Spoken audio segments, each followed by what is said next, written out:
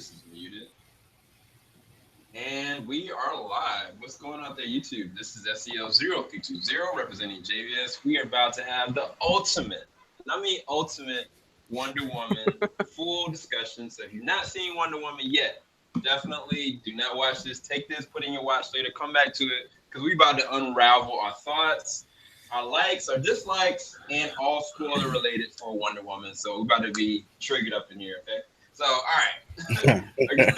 Before we start, I want to wish everybody a happy Wonder Woman Day. If you haven't seen the movie, definitely go check it out. And I want to allow everybody that's in here to talk about their channels, their podcasts, so they have the opportunity. And other people are going to be joining a little bit later on. So here we go.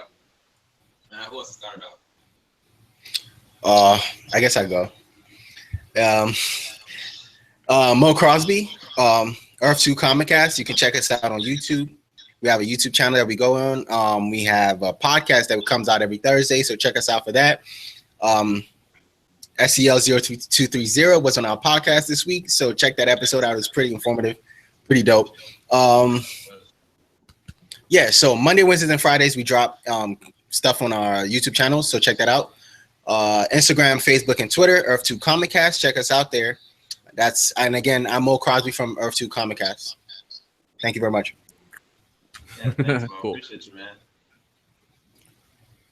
All right. I'll go next. So, my bad. Hey guys, my name is Anthony Rodriguez. I have my own YouTube channel. I've collabed with JVS numerous times. Always happy to be here. In my YouTube channel, just Anthony Rodriguez on YouTube, and pretty much what I do is just movie reviews, TV reviews.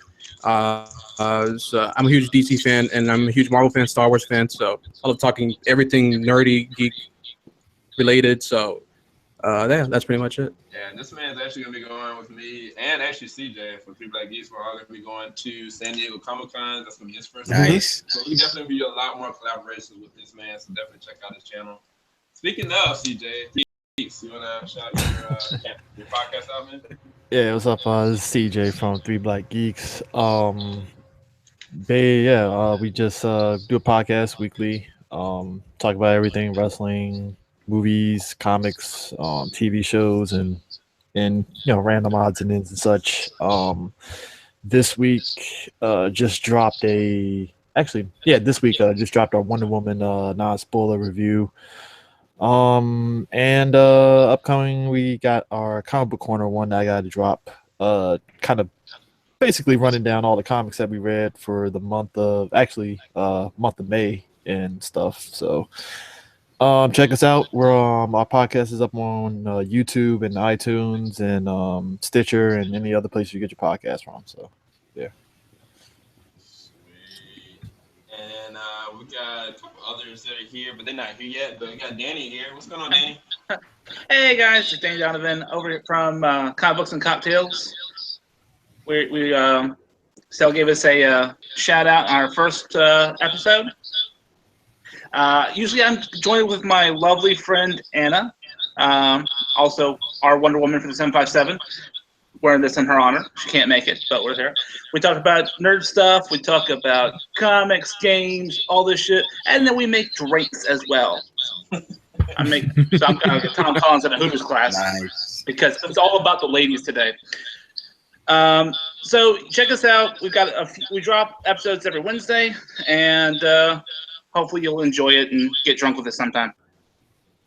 Yeah. Looking forward to it.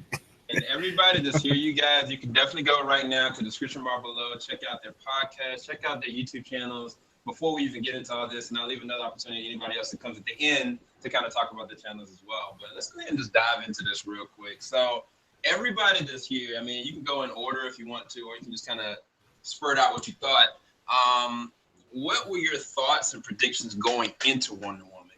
Like, were you feeling apprehensive about it? Were you kind of like, oh, this is going to be whatever? Or, did you have high hopes based on the reviews? I was really curious to think, what did you think going into Wonder Woman from your first time seeing it?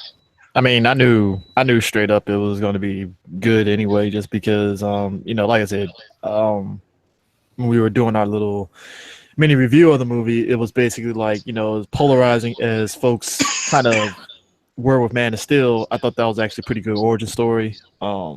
Batman v Superman and Suicide Squad, I think my issues with those was that it was just doing too much to try to go out their way to set up this DCEU when it really didn't have to. So going into Wonder Woman, I knew full and well, since it's going to be another one of those standalone stories and stuff, that it was going to be good. It's a different director, so you don't have to worry about any sort of Snyderisms or anything like that, even though the movie has like hints of it and stuff in it.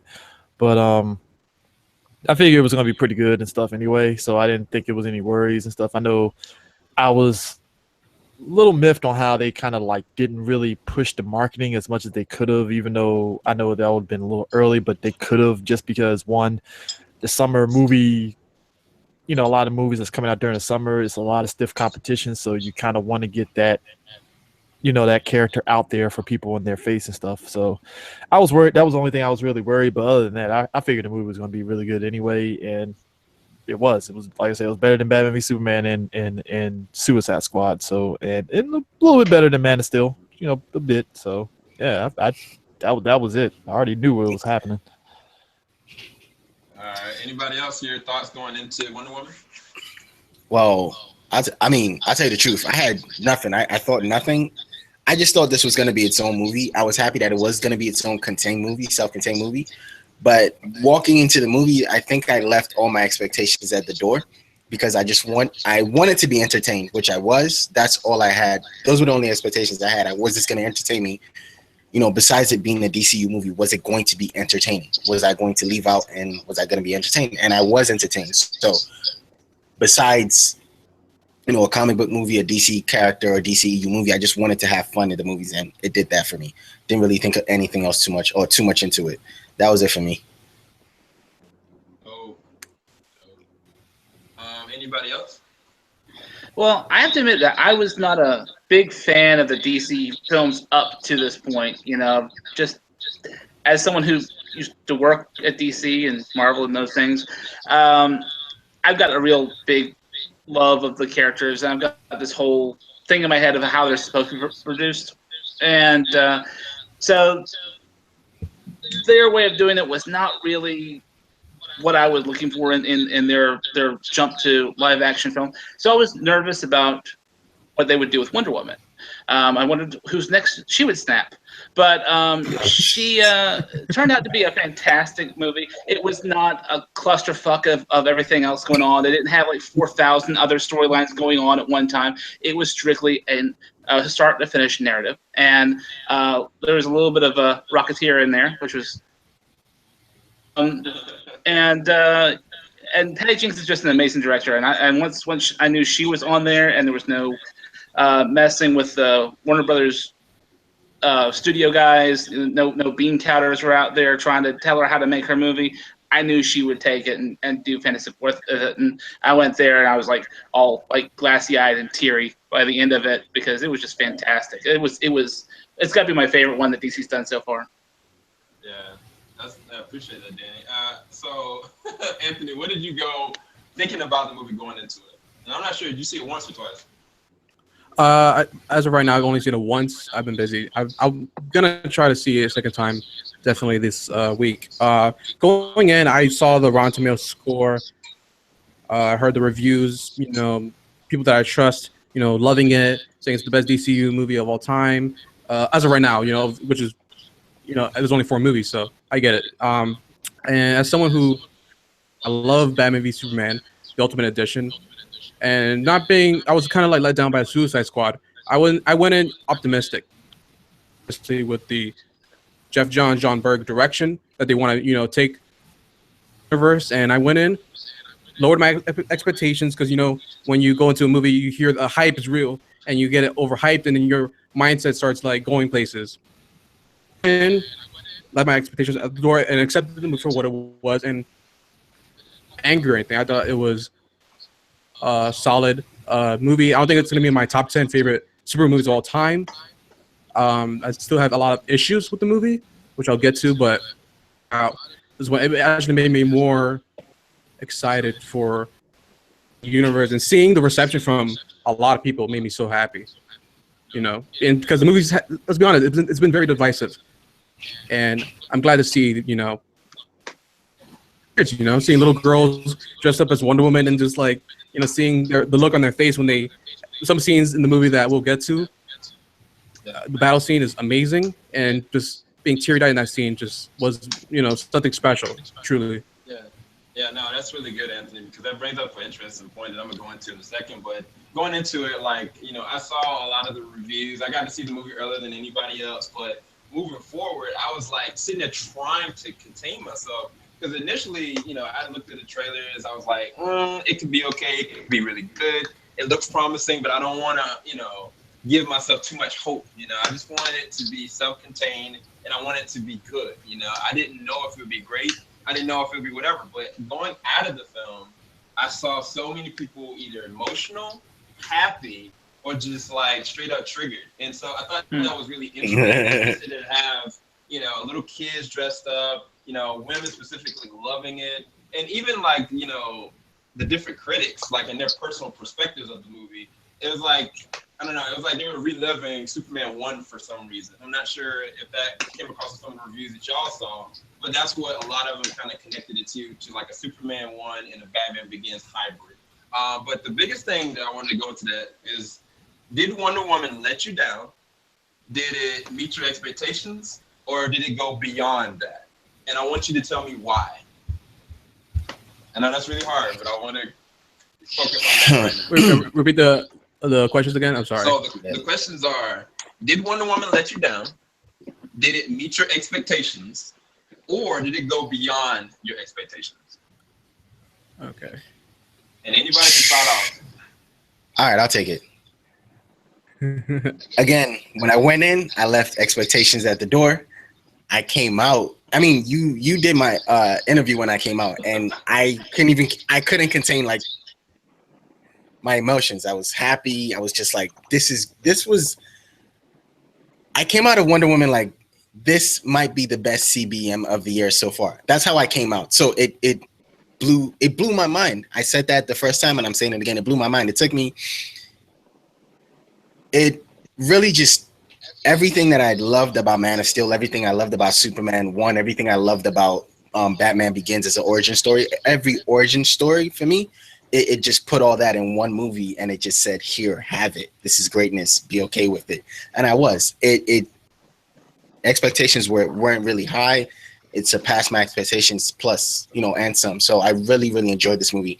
And to me, again, it was really good. So, hey, I mean, that's all I can say about it. It was just really good. Anybody else? Even with the issues, it was still something where it was so good that for me, I overlooked some of the issues it had. I can see that.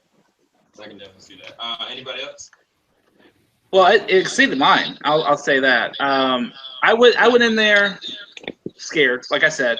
I was like, please God, don't make it terrible. Don't make me hate everything they fucking do. But but I walked in there and I'm sitting there. I was like, all right, give it a chance. Sit there. And within the first 10 minutes or so, I got caught up. I got caught in the world. I was like, this is world building. This is how you put together a universe. We get to see Themyscira for the first time in a very, very long time. We get to see Wonder Woman as a little girl. We get to see Wonder Woman as she gets older and older and older until she finally goes off to the man's world. And once we got there, you still have her acting almost like a child. Like she has no idea how to interact with everybody else. And, Steve Trevor is like the only person there that she can talk to. Like everybody else just confuses the hell out of her. Like she's like, I don't understand how your world works. I don't know what's going on with you people. Why don't you let women in the room? What's all this going on? So I thought that handled it perfectly, of having someone from a different culture show up and just, she didn't just come in here and start running stuff. She was just right there going, all right, I am lost. What am I gonna do? And you felt her journey to understand the world that she had come into and try to complete her mission. But I thought it was beautiful. I mean, every film has little flaws here and there, but I thought that it was as close to being perfect as you could get, trying to get people who may not be aware of the character outside of, seeing her on the Justice League cartoon or maybe reruns of the old Linda Carter show. So people she felt like Wonder Woman to me, and that was what I wanted. I wanted somebody, you know, I've seen a lot of these heroes that come out, and they don't feel like my version of that character. This feels like my version of Wonder Woman. That's really good. That's actually really honest in a lot of points. Anthony and CJ, again, I'll go over the question one last time. Did Wonder Woman let you down? Did it meet your expectations? Or did it go beyond your expectations? I mean, met my expectations. I mean, like I said, I knew it was going to be a good movie anyway, so it met my expectations, and that's only because the fact that one, what made this movie kind of better than the previous entries, at least in this universe and stuff, is that it kind of went the Marvel way on certain things. Like, they kept everything simple, and that's what you have to do. You keep it simple. It didn't need to have any sort of connection to Batman v Superman or anything else. It's his own movie. Yes, it's set in this world. Yes, we got the Bruce Wayne, you know, the Wayne Enterprise truck and stuff. That's all you really need. It was like reading an actual comic where it's like, hey, I'm reading a comic on Wonder Woman.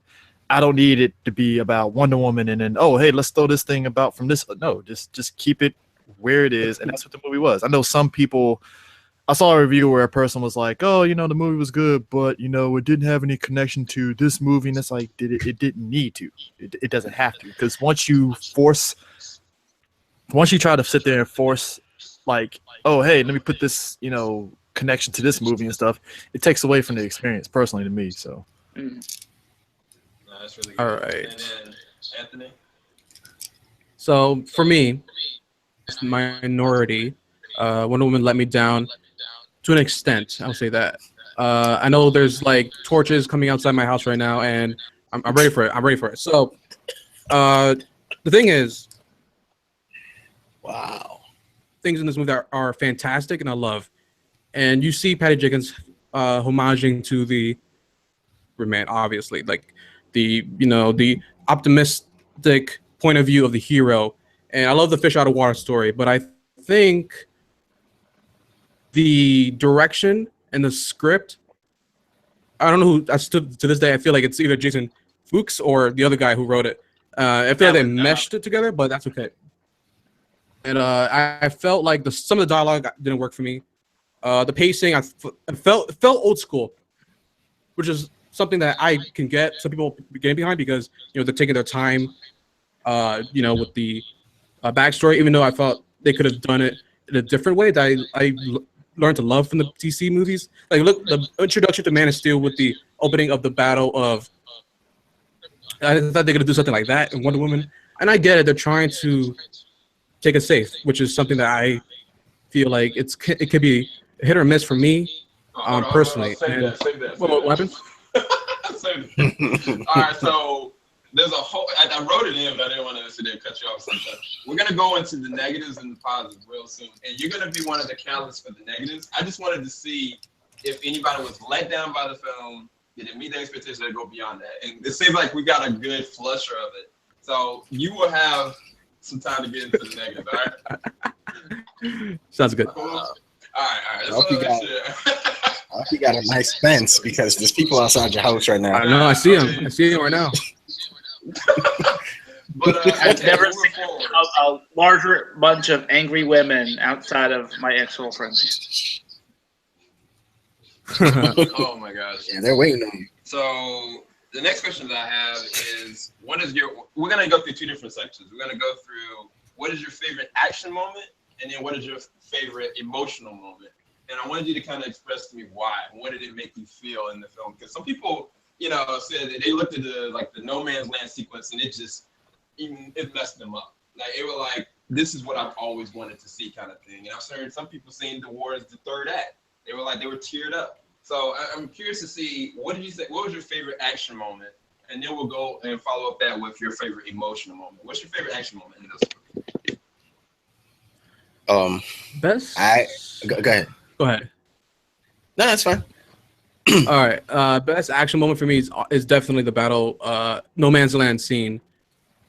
There's numerous reasons why it's also my most emotional scene in the movie for me, because that battle is something, and the way the music cues in that scene was just perfect. And just seeing this, outsider, she's not doing it for her own sake. She's doing it because she wants to protect people. She wants to do the right thing. And that's something that we haven't seen, in a super movie in a while. And it's just something that I feel like it felt so focused, that scene, her blocking the bullets and, just seeing Chris Pine and the squad right behind her, being on her side and letting her lead. And some of the slow motion, I was like, it didn't need that. But overall, that's probably the best scene of the entire movie in terms of action-wise and core for me.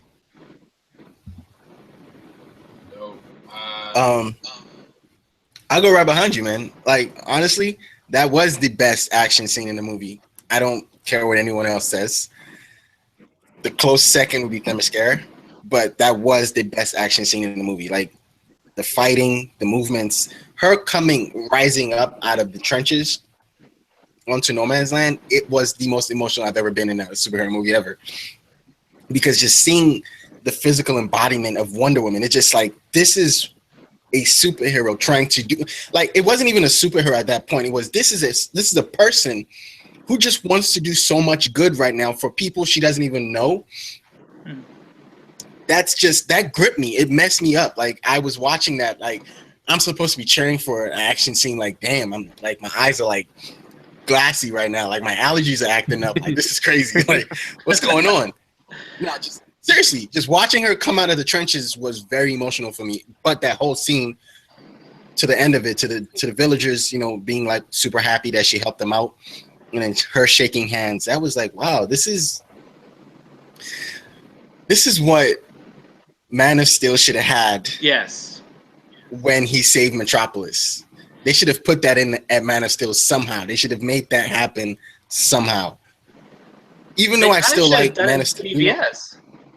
They should, because you go for him being hated to them being sad that he's dead. If you watch the ultimate cut, that happens. You will see it. Yeah. Oh, well. So, yeah. Okay. Maybe I'll have to watch it now. Watch it on YouTube. But yeah, like that scene with, the happiness from the villagers and then just her being like honestly, just walking out onto the battlefield, onto no man's land was just super emotional. But that whole scene was perfect. Like, that was the best part of the movie for me. So nice. For me, it's put it like, for me, and this is just my personal opinion, it's like it's a toss up between the Themyscira and the No Man's Land thing, just because of what they brought to the table. Because one of the things that I like about the Themyscira thing is the fact that even though it didn't get as much focus, which is understandable and stuff, because this is an origin movie, they can't just focus on the island the whole movie and stuff. I like the fact that you saw the Amazonians really just wrecking house and stuff like that. Yeah, they got taken down by the Nazis and stuff, but it's guns, whatever. But you saw how fierce of warriors that they are and stuff like that. So you saw a hint of what they could possibly do, and for future sequels, of what they could possibly do and stuff. But the No Man's Land thing I liked for the fact that it showcased a lot of stuff with Wonder Woman, just on the fact of, one, we saw that. We saw her strength. She literally just pitched a tank like it was nothing. And she was just wrecking house. And it like I say, it kind of had like reminiscing of Captain America 1, and stuff a little bit, which it was fine, just in that angle and stuff. But I enjoyed it just for those little things and such. So yeah, it's a toss up between both, just because of what they brought to the table and such. And it also kind of reminded me of the fact that Wonder Woman doesn't really inherently have a weakness, which definitely makes her like it makes her a legit threat. A demigod. So can we not reference Captain America 1 on this chat again? Hey, I only said it just because it reminded me of in certain spots. The movie did kind of remind me of it a little bit in certain spots. Oh man, that was such a trash origin. But yeah, go ahead. That's a hard thing to do. Honestly, it's a very hard thing to pick, because there's a lot of really good moments in the entire film, and I think it's easy to go straight to the No Man's Land thing, because that's really emotional. Not only was it a great showcase of her power and whatnot, but because it was a real event. It was this kind of thing happened just without the superhero back in World War I. So a lot of people kind of have that feel. They start going, hey, that could have been my great grandfather or whatever. I think my favorite of the action sequences, just purely from an action standpoint, was the Ares battle at the end, because there's so many really great little moments where she looks like the comic book Wonder Woman, where she has these poses, or she does these things here, and it's like little bits where you're like, oh my god, she jumped off the page, she's real, like it's she becomes Wonder Woman at that point, and while she's been Wonder Woman the whole time, but it's just like almost you see that George Perez thing, or you see that John Byrne looking pose or whatever, and you're like, oh my god, this is Wonder Woman. She came out of the book. For me, the most emotional part was since it's spoilerific thing, the armistice day at the end, where she goes to see the picture of Steve Trevor at the end, and it wasn't just because she saw Steve Trevor, but it was everyone they lost, even the people we didn't meet, but the people in the crowd lost somebody. And she's walking past people who came home, and she's walking past people who didn't come home, and she's walking past people who are crying and happy, and that's what war is. Like, no matter what happens, you're going to have someone who is not happy, even though they won the war, they lost somebody. Mm-hmm. And so doing that, especially coming after Memorial Day, you're sitting there, and you see her go up there, and you see each member of her team pay respect to Steve in their own way. And I felt really connected to that, because it's like everyone handles that death differently, and his death or his sacrifice was what made her become a hero. Yeah. So that was really emotional to me. Like I had people in my theater like sniffling and crying. They had the tissues out and stuff. And, but yeah, that was my thing. Yeah. Mm-hmm. No, that's actually a really good segue into the emotion part. I know some people want to talk about the emotion part, but for me, I'll talk about my action moment. My action moment was definitely No Man's Land, but it wasn't. I mean, I think that when she was talking with the woman, in another language and trying to figure out what's going on, like she, for the first time, was feeling helpless, and she knew that this was bigger than her, but she had to do something. She knew about her ability, but she wasn't fully evolved to understand what she's truly capable of. She just knew she was going to sacrifice herself for them. And when she went out there, that was an epic moment. But as far as the action moment, was after the point that they broke through the line and she started just wrecking house and just started going. I mean, I think a lot of people get triggered because, it's a little bit too much slow-mo, but I think that for me to actually see her a little bit too much slow-mo, that's an understatement, dog. It is. But for me to actually watch her legit just go in, she was like this. Like it was epic, especially when she was going at full speed. Because if she actually went at full speed, we wouldn't be able to see her. Like eventually at a certain point when she was like just rammed this one truck and she just started going in like full form with her lasso. I was like, dude, if we actually saw her in, full like live action, like it'd be impossible to actually even see her. Just kind of like the very end. But you can't. No, go ahead. No, because I was gonna say you can't say if we see her in real speed, because in Man of Steel they did the fast motion thing with when he was wrecking what's her name, Feora and Namek. Like they did the whole fast motion thing with especially with Feora when she was moving to wrecking the soldiers. So you can't really say if, because it's been done.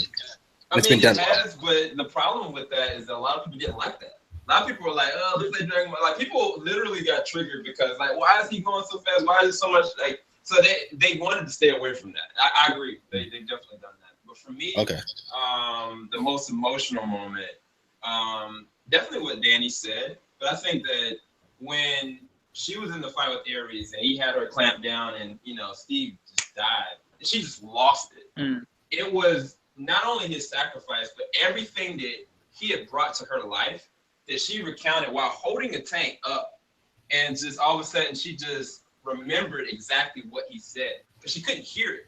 But I thought that was the most amazingly well-placed flashback that I was like, he has to have said something more than that. And then what he had said, like I was taken back by it. I think he had said something along the lines of, I'll save the day, you save the world tomorrow. And I was just like, that was beautiful. Because in so many different ways, everybody that was following behind her understood what she was really truly capable of. Even the guys that were kind of like the small Suicide Squad group, they all believed in her when she didn't even have a full understanding of what she was. So I thought that was one of the more emotional moments. I was gonna call them the Howling Commandos. that was my reference when I was watching it. I was like, holy shit, she's Nick Fury. Yeah. Else that had an emotional moment that didn't speak up about it. You want to bring it up now?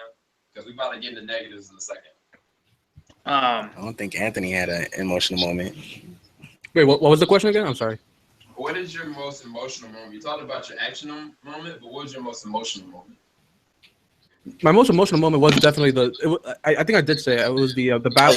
It's like her going up out of the trenches. That was the most emotional moment because it's like you guys said, like her right thing. It just when it was, I got teary eyed the moment when the bullets starting deflecting on her shield. I don't know what it was. It's just like the music and the way it was shot and just like I was just seeing this not, it doesn't matter if she's a woman or she's a man. It's just this beautiful human being who just wants to do good in the world. And I was just I went back to like when I first saw Spider-Man, the Sam Raimi Spider-Man, when finally gets his powers back. That's what it felt for me. I was just like, the train sequence. Yeah, before that, when he got his powers back, and then he dropped the glasses down, and then he was like, "No, I'm." It's like her fulfilling her destiny. It's like her becoming the hero. And and just quick comment. It's crazy to see her where she is now, and then seeing her where she is in Batman v Superman. Because I was watching the Doomsday fight again. I was like, you look at that whole thing in the picture, and it makes it more emotional because what she's gone through in her perspective of the world and how she was optimistic and then how she kind of like lost her way, and that scene just shows how she's just so, I don't know, like she's a real hero, and I love that scene. I just teared. I didn't cry. I didn't cry. I was just like my eyes got watery. It's hard to allergies. Describe, I'll admit I cried. I was allergies. Yeah, exactly. I was weeping. I mean, like, dang, man, dirt in my eye. So I think like for me, what's going on right now? I think for me, the moment, because how like the moment for me, it was probably, and it wasn't really an emotional so much that you're kind of feeling for the character, was like kills homeboy, and she's thinking, why is the war still going on? Yeah. Yeah, just her reaction, like because in her head she's thinking as though, okay, well, I just killed this dude. Shouldn't everything stop? And she doesn't really have an understanding of how the world really does work. Exactly. And I've been around people in real life that don't really have an understanding, not the world, but just on how certain things work. And you see that how they are really trying to comprehend that. So that for me, her really kind of like, I don't get it. And then, Steve trying to tell her, hey, look, we as people, we're flawed. People are going to go to war. People are not. These are things that are going to happen. And you see her really trying to like grapple with that. Yeah. So. Well, see, for me, I thought that was an interesting thing because you kind of still saw her as a child. Yeah. It was like you were watching Steve talk to a little kid who didn't understand why the world didn't work the way they believed it did. Like you just kind of told her there was no Santa Claus.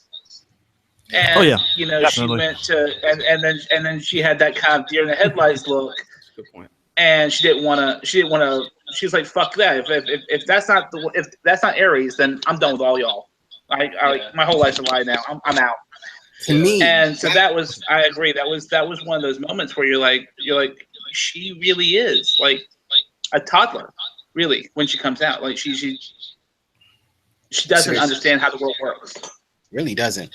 That was kind of like the Batman v Superman moment where Clark went to Lois and it's like, I'm done. Like, you guys don't want me to save you. You guys don't need me to save you. You guys are going to be horrible to yourselves regardless. She had that moment and he had that moment. I think, you know what? We're not discussing Batman v Superman, so let's get into it. No. I mean, that's still really good because the reality is she was on an island of women that, they, fought for honor, fought for peace, but they were created by Zeus. And they didn't have any inner corruption in front of them. They didn't have to deal with any kind of wars that she had saw. So it was like she was very much so pampered and brought up, not spoiled, but as a goddess. I mean, she's a demigod. Like, even from the perception that Ares was saying, he was like, your mom was right. You know, they're not worth you. You know what I'm saying? Like, why would you stick up for them? Like, they don't deserve you. That whole concept went through her head. You know, it wasn't until Steve kind of told her, it's like, look, yes, we aren't worth it. Yes, like, you can think that, but it's about what you believe you should do. And that whole switch, I thought that was so beautiful and simplistic at the same time, because it made everything that was happening for her. Because even when she was kind of with the group and watching, like, some of them deal with PTSD, some of them talking about their racial issues, some of them trying to make it in the world in this war, and she getting to see all the devastation. She saw everything that she needed to see to make her choice about her belief. And I thought that perception through the scripting was done really well, because, I mean, when I went back and saw it again, I was like, okay, I see how she got to that point, and I see how she recovered from it.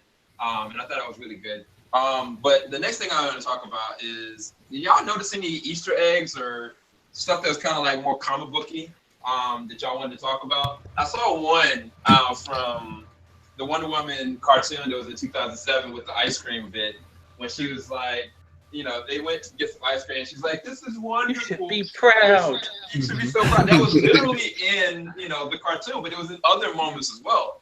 But that was all I could really kind of see, minus the Ares helmet on the ground, which we'll talk about that a little bit later. But did any of you guys see any comic booky things that y'all want to talk about? Probably just the ice cream. It's kind of a twofer thing here. One, it's the they did a mix of the nod to the old school Wonder Woman origin of her being made from clay, but also the new 52 thing with her being a demigod. You know, she is the daughter of, you know, Hippolyta and, you know, Zeus and stuff. Also the God Killer sword, which that was a big major arc in like the Deathstroke comic. It was kind of like a crossover with Deathstroke and Wonder Woman and stuff. They were fighting over the actual God Killer sword. Probably stuff with Ares, clearly, and stuff, especially his look. It looked just like he did in Injustice, actually. I mean, I think the stuff with Steve Trevor crashing on the island, those little things like that, but, you know, Wayne Enterprises and blah, blah, blah. But, I mean, it wasn't really anything hugely overly from the comic and stuff that outside of those things that really just stick out and stuff, you know, so. I mean, because it isn't like the Justice League cartoon where they really went full tilt on comic booky stuff, but this was pretty good enough, you know, for what it was. So yeah. Besides the ice cream moment, Ares helmet, because I actually thought she was gonna pick it up for a second. I'm like, go ahead, pick it up, put it on your head, become the God of War. I thought she was gonna do that, but besides those two moments, there's really, I mean, I did see a little Linda Carter. I know that's not comic booky, but I did see a little Linda Carter in there. But besides that, there's nothing really comic booky for me. Well, I saw, there are a few things I saw that, one is her appearance when she got her wardrobe change, where Steve Trevor put the glasses on her and called her Dinah Prince. That is kind of what she looked like in the 60s when she was Dinah Prince and working for the Pentagon and whatnot. So that was kind of like a throwback to her original Secret Identity suit that she wore. Also, I think that in the fight with Ares, the thing with the lightning going through the lasso. Now, if anybody remembers Wonder Girl, Cassie Sandsmark, her lasso was created by Ares, and it actually shocked people when she got angry. Like when she channeled her rage to the lasso, electricity hit it and it went all crazy. So when she was like beating them to death with it, and when she caught the lightning, because, you know, she is Zeus's daughter now, and so, you know, using the lasso with the lightning bolts in it and stuff, kind of reminded me a lot of Wonder Girl and Teen Titans, because that was a big thing where she realized that her powers didn't come from the same place that Wonder Woman's powers came from. You know, she got her powers from Ares, and also actually Etta Candy. She's the old school sidekick of Wonder Woman back in the 60s. That was the one that got me, because I was like, although I kind of remember her in the comics, she was black. I believe she was black in the comics. That was 52. That was 52, and I know in 52 and Rebirth she's black. No. I mean in the 60s. Oh, okay, but right now she's black too, character. right in her current run. Okay. Actually, let me take that back. But I believe. Go ahead. I was gonna say the alley scene, with her and Steve from the Wonder Woman cartoon from the 2007 Wonder Woman cartoon. There was an alley scene where Steve had went to the bar with her and got her drunk and tried to get her drunk, and they're leaving the bar and they go in the alley because Steve was a douchebag in the comics and then in the cartoons, and she fights off some thugs trying to rob them. So that was literally that. I mean, they were paying homage to Donner's Superman, but that also was very, very much like the Wonder Woman cartoon. Gail Simone, Wonder Woman. Yes. She wrote the animated movie in 2007. But yeah, I mean, I don't think that there were a lot of comic book references because it's not they didn't get her to her place. Although I would wonder more about like where she was. Like, is she working at the Smithsonian or whatever at the beginning? Because she was in DC as a well, before she moved to Gateway City, but that was her thing. But yeah, those ones I saw. You guys just said everything. I mean, the ice cream one, obviously. Another one I saw that I noticed was the serial number that Steve Trevor says when they have him on the Lasso of Truth is the issue, I believe, where Steve Trevor and Wonder Woman met for the first time. It's like an anagram of their first issue together, which I thought was really cool. Not a lot of comic book Easter eggs. There were some movie Easter eggs I noticed, like the Casablanca and fish out of water stories, but that's pretty much it. Yeah, no, that's actually really good. I mean, I've already talked about mine. One thing that kind of surprised me, I didn't know why they put two and two together. Robin Wright was Princess Bride and Jenna from Forrest Gump. I don't know why that escaped my head. All I can think of her is from House of Cards. I did not think of her as, wow, this Princess Bride is kicking butt. Like, she was going in. But we're going to go and talk about the positives and the negatives of Wonder Woman. So we're going to start the negatives and we're going to get the positives. So negatives first. Anybody want to? I think Anthony should take it first. Well, mine is real quick there, Anthony. But my thing was, I wasn't a fan of the slow motion stuff. To me, when I watch movies and stuff, when you do action, you want to allow for your people, especially the stunt people and your actor, to actually see the fight. So when you're doing stuff like slow motion, which I get, there were certain ones that I really did like when Robin Wright, when she jumped past the Nazis and she shot the arrows. Thought that was actually pretty cool. It was, cool cheap pop, whatever. It was fine. But there were other things like, oh, why does Wonder Woman, when she's sliding on the ground, why is it slow motion? Why do we need that? That was dumb. Like, it was just when you overuse it, it's like I don't care for it. Stuff. Just let me see Wonder Woman wreck house and take names. I don't need that. Granted, I know this is, like I said, this is more so a nitpick than the actual negative and stuff. And this is mainly on the WB side of things and stuff.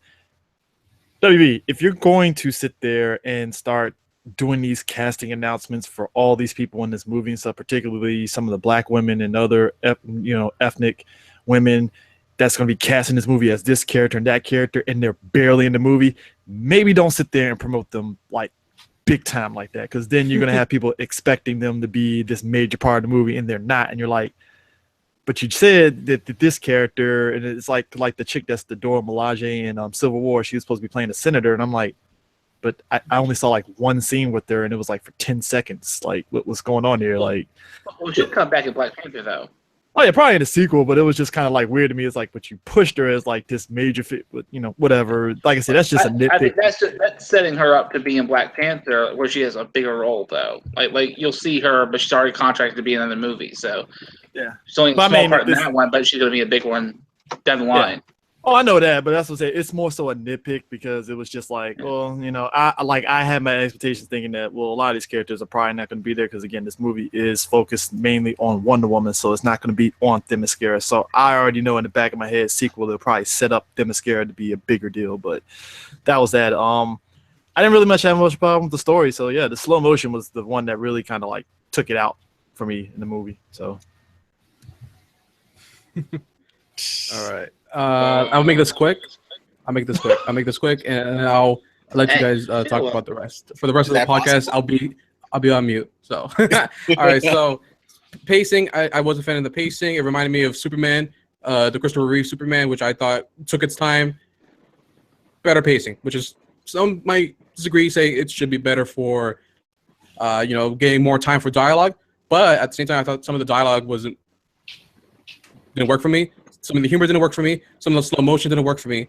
Some of the emotional moments, like when her mom says goodbye to her and lets her go to the world, should have been more emotional. I didn't get. I think the death of Steve Trevor didn't surprise me, because some people were like, "What? They killed him?" I'm like, "Yeah, I mean, this is World War I. Do you think he's gonna be 112 years old by the time like Justice League comes out?" No, surprised me. The villains sucked in this movie. I'm sorry. I hated the villains that were underdeveloped, in my opinion. I thought that the Harry Potter twist that, the guy from Harry Potter and Fargo is going to end up being Ares. Cool. I didn't care for that at all. I also feel like Ada Candy was a little bit underused. I thought they could have used her more. I mean, they showed all her scenes in the trailer, so I wasn't really surprised. I didn't get excited for other scenes with her, but that's it. I think that's all the negatives I really have. And slow motion, use it better. And some of the action, especially the scenes with Themyscira, I thought some of the scenes were cool. I can't see what's going on. Like I'm very picky with choreography, and I didn't like the quick edit, quick cuts. I was like, I didn't like that. I like it to stay on a steady cam. Let me see the action. Let me see the grace of it. There's some parts of the trailer I thought was needed to be in the movie that they didn't put in the movie. That I'll maybe nitpicky, but I think that's it. That's some of my negatives, and I'll put myself on mute for you guys. Okay. I can appreciate that. Yeah, try to. Oh. Okay, so my negative. I'll say this real quick because I want to get this in real quick because, so one of the negatives was Ares. I didn't like his look. Not necessarily like his entire look with the helmet and everything. I just in New 52 and in the comics and in all of the cartoons that we've seen Ares, it's usually just a shadowy, like once he put the helmet on, it's just a shadow and red eyes. Because I couldn't see what's his name. I couldn't see Carl Thewlis or whatever his name is. I just couldn't see him as Ares because you buffed him up and you gave him that look. I just didn't. And then he had that ridiculous stash, and I was like, this is crazy. I didn't buy him as Ares. Like Anthony said, some of the villains were underused, and I mean, the fight with Ludendorff was it was good. It was epic, but it was also very like seriously, because again, we came from Themyscira, and that was the first fight, and then we had the trench fight, and that was like a very good action scene, and then we get Ares fight, and it was just like, are you serious? Like, this is really what you gave us? And I understand it because with Ares fight, you wanted to do a lot of CG, and it's it's mysticism and powers as opposed to like hand to hand. I really wish they'd have given us hand to hand combat with that, because we saw that in Batman v Superman. We saw her fight Doomsday, like almost hand to hand, and she can do it. So why not have a little hand to hand, some mysticism, have all of it, have a mixture of all of it. And then that slow-mo at the very end of the movie where she jumps. Oh my God. That was so cringeworthy. I thought it was corny. Slow motion to the screen. Oh my God. I thought it was corny. But again, maybe that was for the 3D viewers. My buddy pointed this out to me, Vito, who's also on the channel. He pointed out that maybe that was for the 3D viewers, because that was that was for the Christopher Reeve fans. Very unnecessary. Like, come on. Like, those fans of unnecessary. The old school Christopher I think there was classic. There's a problem I have. I just think there was a lot of Christopher Reeve's homages. Like, okay, fine, we get it. You love Christopher Reeves. Now let's come back to Wonder Woman. Let's give us a Wonder Woman movie. Like, it was just a lot going on. Like, nah, yeah. Let's. The Ares fight was horrible. It was just so like up to that point we were so hyped. It was like you had this heightened sense of everything, and then it fell really flat, because again, I understand the CG, don't get me wrong. I understand you wanted it to be CGI. I understand it's gods fighting, and so it's not a lot of hand to hand. I really wish you gave us hand to hand sword fights. That to me would have been epic. That's it for me. And I feel like I just nitpicked the movie, but that's really it. Yeah, I mean, I'm not gonna go into You know, this yet, but go ahead. My only well, that was one of my nitpicky things, but I'm not really that particular about CG stuff because that stuff goes out of date after like 2 years. So I mean, you go back and look at any movie and go, they do it better now. Well, it's a constant, like, you take it with a grain of salt. It's performances overlap the CG stuff sometimes. But my thing was, I did think the villain was a little bit, on the nose. Ares is pretty much the only one that people would recognize as. She doesn't have a big rogues gallery that people know off the chain. You don't have a Joker, you don't have a Scarecrow, you don't have somebody that people know, like Cheetah, Giganto, and then after that, what? You got Silver Swan, you got all these other people that no one really knows or cares about. So Ares, well, no, because they're using him on Supergirl, or they were. So it's kind of, WB and CW have a fight going right now. So when CW doesn't want to, when CW is using somebody, that's the one that WB doesn't want to use. And when WB wants to take those guys over to the movies like Deadshot, they kill them off on the CW show because they don't want them competing with one another. Right. But I think that if you're going to give her a main bad guy, and especially put it in that kind of context of the war, and you're pre-Hitler, you're the Ottoman Empire kind of thing. Why Dr. Poison? Why not Dr. Psycho, the little midget that fucks with people's heads? It's like, you kind of have that kind of in common with Ares, where he's fucking with people's heads, and he's trying to make people do stuff that they ordinarily probably wouldn't do if they had the right mindset with them. So I thought they missed an opportunity with him, because I know they just wanted a girl character in there for her to have a connection with, but it's just, she just seemed underused. She just seemed like she was there to just be the ugly version of Wonder Woman. Like, she's just like, all right, I get it. She's prettier than me, Steve Trevor. Like, you see her over there. I thought I was gonna get something, but you're not gonna give me nothing. So because now you're looking over her. Like, he's like, I'm not looking at her because I want to bang her. I'm looking over her because she's about to start some shit, and I need to stop her from ruining my operation. But any flaw I would have had is nitpicky and silly, in the context of just being like a smart fan or whatever. Because I thought that whatever downsides there were, the performances made up for it. Like Steve Trevor, Chris Pine was fantastic. I think this is the best thing I've ever seen him in, honestly. Like, he really sold it. He came with a character. Gal Gadot shut everyone up about her shit. It's like, yeah, she sold her as being Wonder Woman. Everything else is just icing, Yeah. That's really good. CJ, what was your negatives? Did you already go already? CJ, you there? All right, I don't know where CJ is at, but I'm talking about my negative, and then I'm going to introduce somebody else. I'm back. I already said my negative, so I'm good. Okay, all right, cool. My negatives were, it was the two lesser villains, in Lundorf and Dr. Poison. Not necessarily Ares. I actually liked the look of Ares because I wanted to see something human. I don't know about, I think the second time I watched it, I liked Ares more. I don't know why, because at first I was kind of like, all right, you're going to try to promote peace for what reason? And he's like, okay, all right, I'm going to be a catalyst. I'm going to act like I'm promoting peace. And then for somebody to be betrayed by dropping a dirty bomb, essentially, that has poison gas. So I'm going to provoke another war off of that. So it makes sense why he did that. But I think for me, I knew that they had, it built up to it. She had to be able to fight a god. She had to be able to fight someone, the capability of what she actually was. Now, in terms of like heavy slow motion, I knew that they were going to do that from just the trailers. That was some of the things I had a problem with the trailers. I let that go going into the movie. I've seen the movie 3 times now. I you know what? It is what it is. I can't do anything about it. It's more of a nitpick than a negative for me. The main negative for me was definitely Dr. Poison and her. And it wasn't because, I think that they weren't capable villains or have capable good actors. The problem was it just really cheesy and corny. Like the moment when, she put the gas in there and she asked, why are you gonna put the mask? And then they did that laugh. Oh, it's gonna make him. I'm like, yo, you wouldn't do that. But Mustache Yeah, turns that villain. was mad funny. I was dying.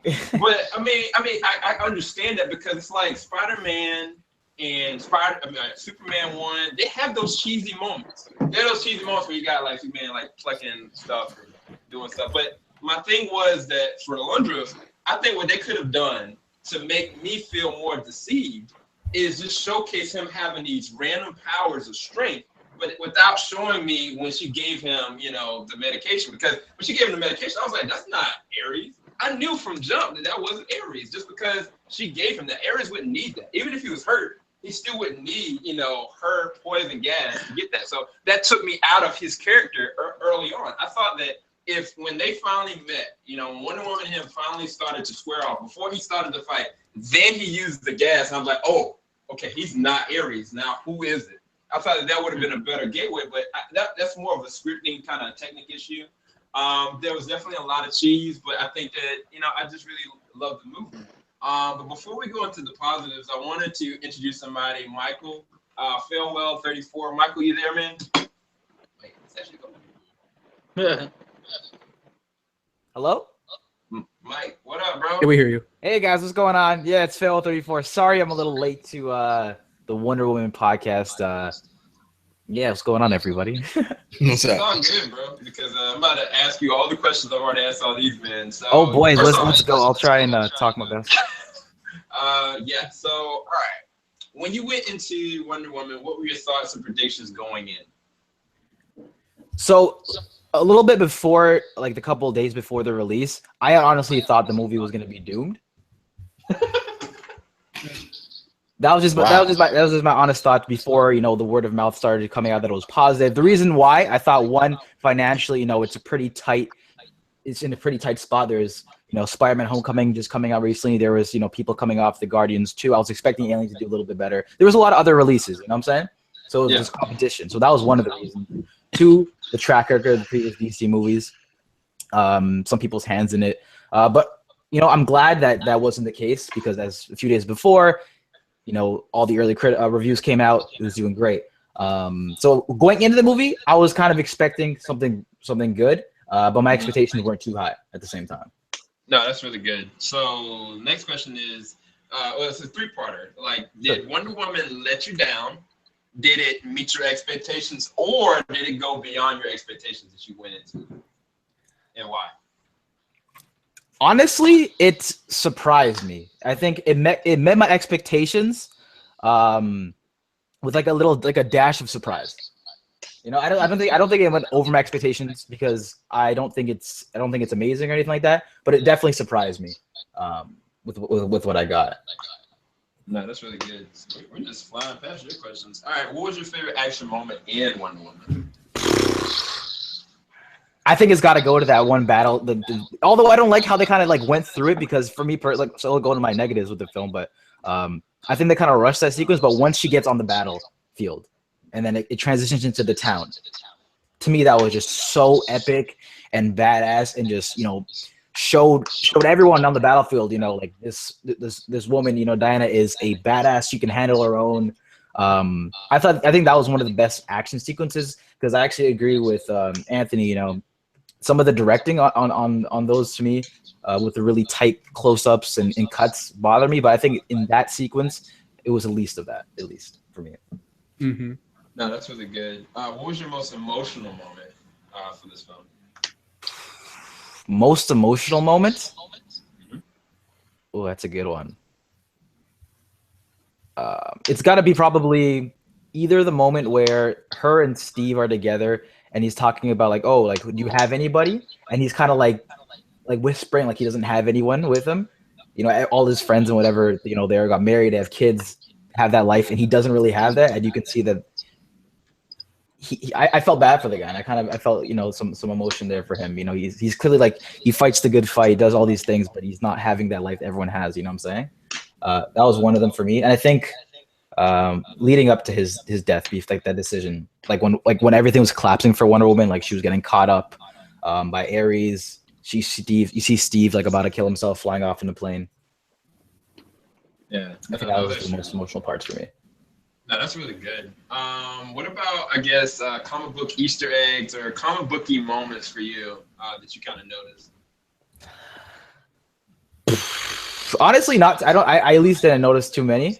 I think just just kind of the classic stuff in terms of like using your signature weapons and whatnot. Did I miss something? No, you actually hit. Go back and watch the rest of the video. Yeah, exactly. Yeah, we went in a little bit deeper on stuff, but you hit all the questions. So we're gonna, like I said, we've already gone through our negatives. I'll let you go into yours, and then we're gonna go into positives because one of the biggest positives for me was definitely Gal Gadot and Chris Pine's chemistry.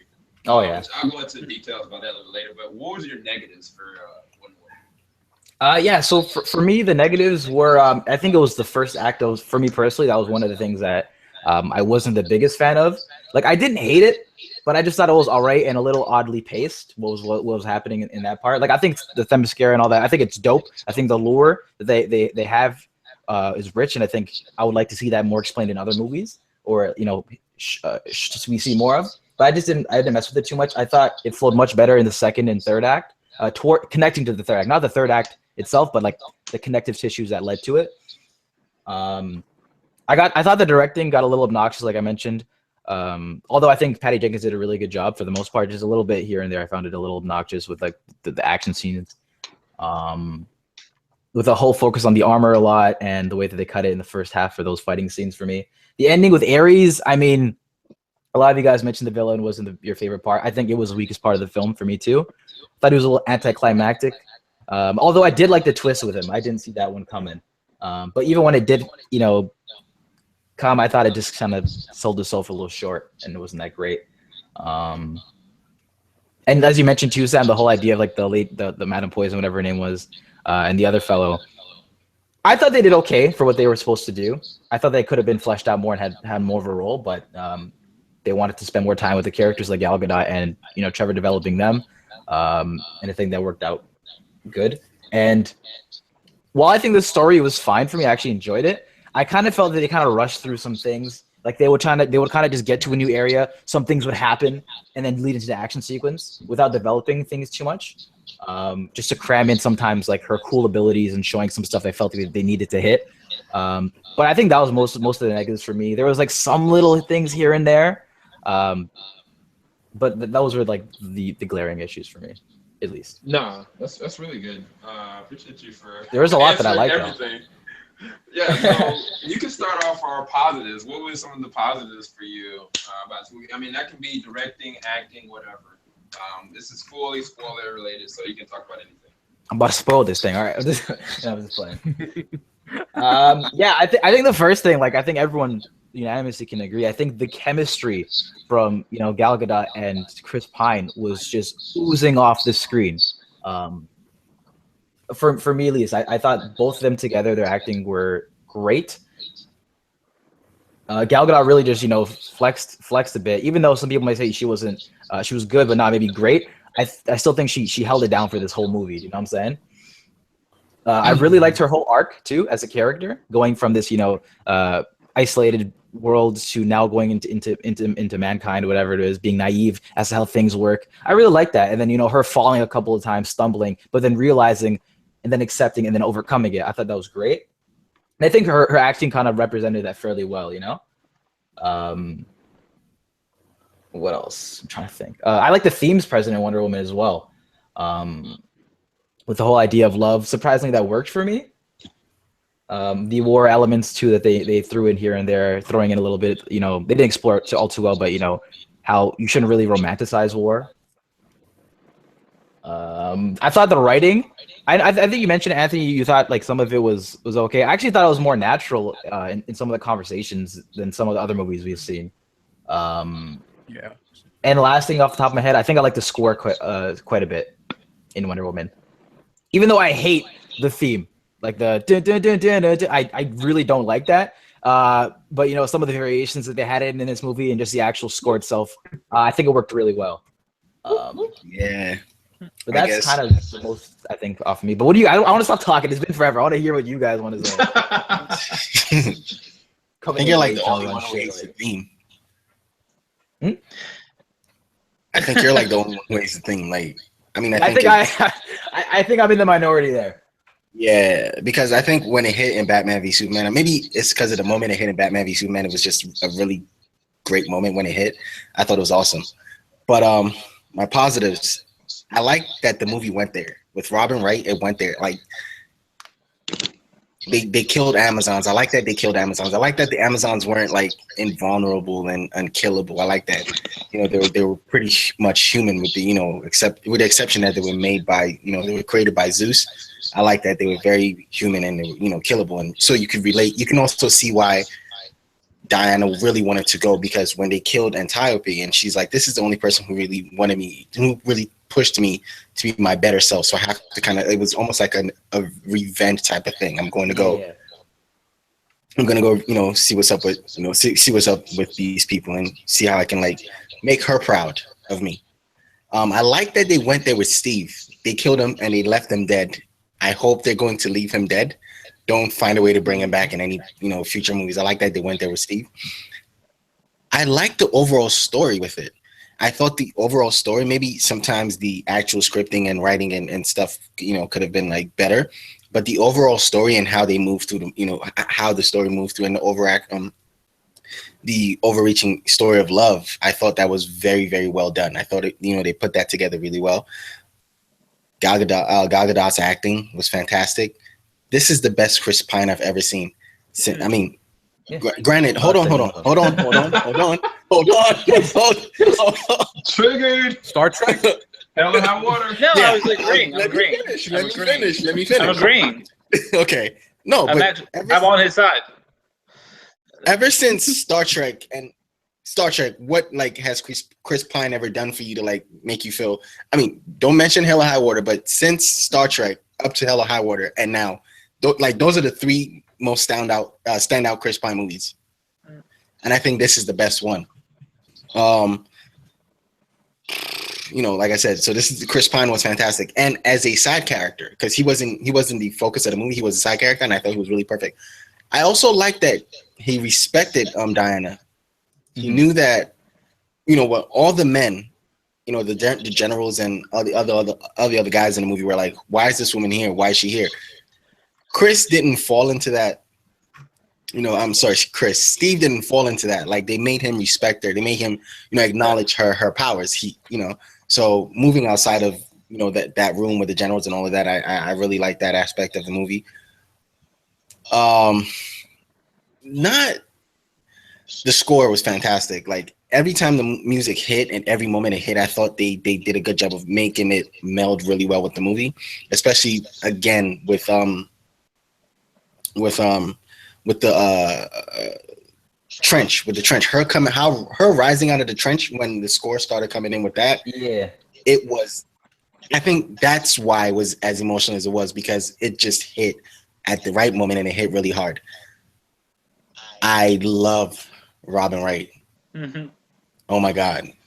I love her. Like, I'm in love with her. I hope she's watching this or she has a chance to watch this. Hey, Robin.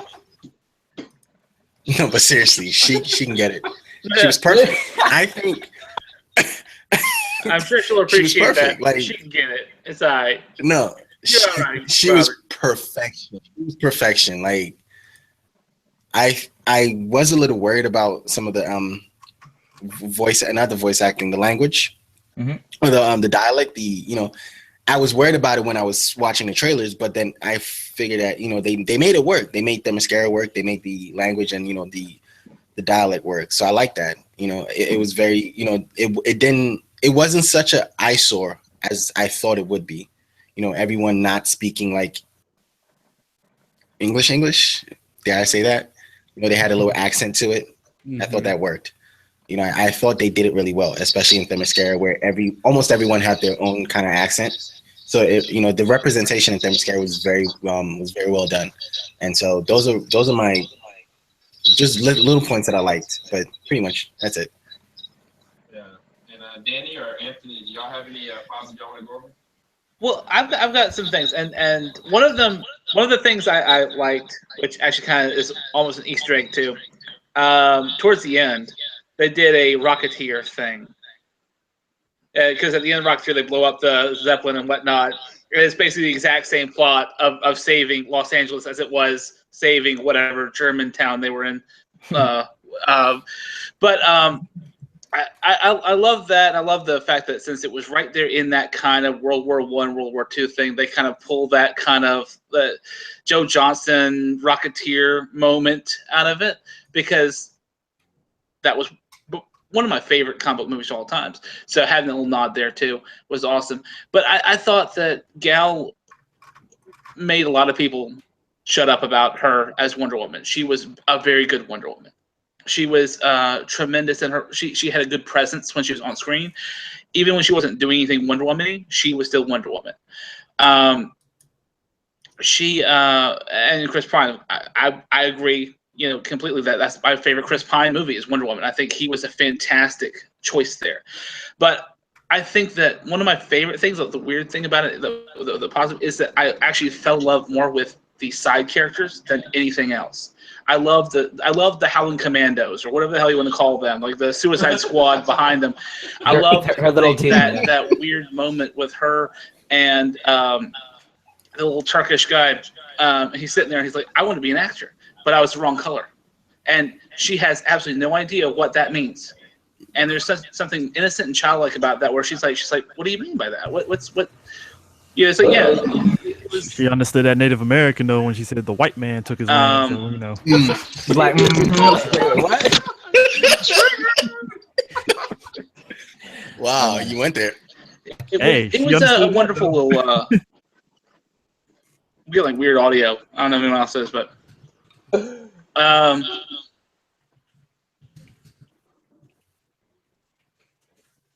Everybody okay? Oh, am I good? Yeah. Okay. Danny, you still there?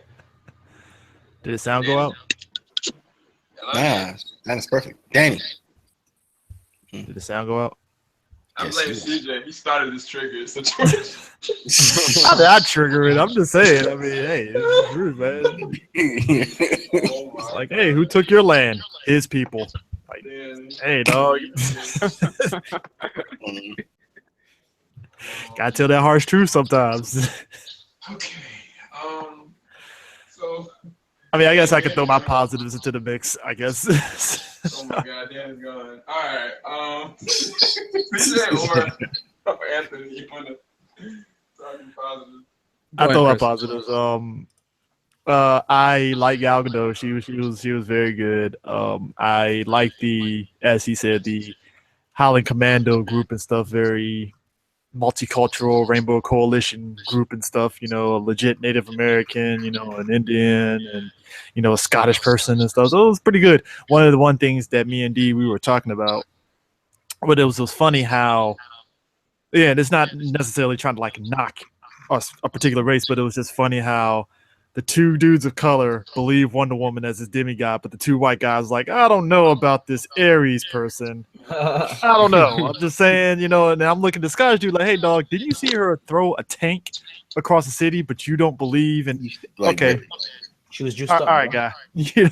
But it was just funny to me. That it's just those little things I noticed and stuff. But I thought Ares was fine. I did like the aspect of, and I already knew what was happening and stuff. I like the idea of it just being two sub bosses and then the main boss and such. I thought Ares was fine. I know he isn't necessarily dead. He'll probably be back in some way, shape, or form and stuff, because you don't just kill off the God of War that quick like that. So he'll probably be back. I thought, like I said, I like the fact that the story was very simple. It didn't need to be overly complicated. It told the story from A to B, A to Z, and it checked off everything that it needed to do. And like I said, Pine and Gadot, they had very good chemistry, which was kind of one of my fears, because I was like, how are they going to play up, Diana and Steve Trevor and stuff? And they really did it very well with their chemistry and stuff, from their interaction on when they're leaving Themyscira on the boat, and he's all explaining to her, the whole customs of men and women, like, hey, you don't sleep together unless you're married and stuff. And she does little things like, okay, so you're next to me, so you gonna do anything, and that was kind of funny to me and stuff. The comedy worked. Yeah, that's everything that I can really kind of lump into praise for it and stuff. So yeah. Yeah. And then last but not least, Anthony, did you have any positive? I don't think he did. Oh yeah, absolutely. But I wasn't sure if Danny had any more positives. No, I dig the whole flick. I'm sorry. For some reason, my connection went out, but we'll move on. I don't know what happened. My voice just went away. God doesn't want me to say any positives right now. God damn. Okay. So, oh my. That's Aries getting to you. That's Aries Exactly. getting to you. God damn. Okay. So positives. I love Gal Gadot and Chris Pine. They're so cute together. Like the scene in the boat when she's like, "You don't want to sleep with me?" She's like, "Fine, I'll sleep with you. I'll sleep with you." I thought that was so funny, so adorable. And the the best line in the time, I think I posted it, was when one of the Suicide Squad members was like, "I'm somehow both terrified and aroused at the same time." Throw that guy away from the bar. That was so funny. I thought the use of color was beautiful. Something that hasn't really been a lot in the DC movies. I know Zack Snyder has that style where he likes to downgrade desaturate the color, which works fine with his style. But with Patty Jenkins, she really wanted to get a lot of color, and when we saw their mascara, I thought it looked so beautiful. Like I was like, they need to make like some kind of like resort where we could like visit island of beautiful women all over this private island that I would pay top dollar for. That would be amazing. You hear that? Yeah. And, other positives, I thought the mythology that they established was handled really well, because some audiences can get confused about what's the mystery about Ares and Zeus, and some people get confused. I thought that was necessary the way they did it. The music was really, really well done. I thought they used it effectively throughout the entire movie. Some of the humor worked, and like I said, some of it didn't. But I thought that they got that, like Guardians of the Galaxy, where it was just trying to like laugh. It didn't feel like that. It felt natural, like one of you guys said. And another positive I thought thing is, obviously Patty Jenkins loves Superman, the original Christopher Reeve Superman. I said this before. I thought she did a good job, but at the same time, understanding exactly who Wonder Woman is and respecting her and representing who she is. Because Wonder Woman is very different from Superman and Batman, obviously. And she represents, grace, love, and also being a strong. Patty Jenkins just nailed that arc of who she is, and the battle scene obviously was done well. And it got that emotional core that we kind of got. Because when I was watching it for the first time, people legit, a moment where everyone felt the same way. Her walking into that battlefield, everyone was just happy, but like emotional and just like rooting, for Wonder Woman to do what she got to do, So those are pretty much the positives that I could link out from the top of my head. The costuming also I thought was really good. Like the way the Amazons looked and the way they made London look, I thought that was great. And also them not, because I know in the 2009 Wonder Woman movie, it took place modern time.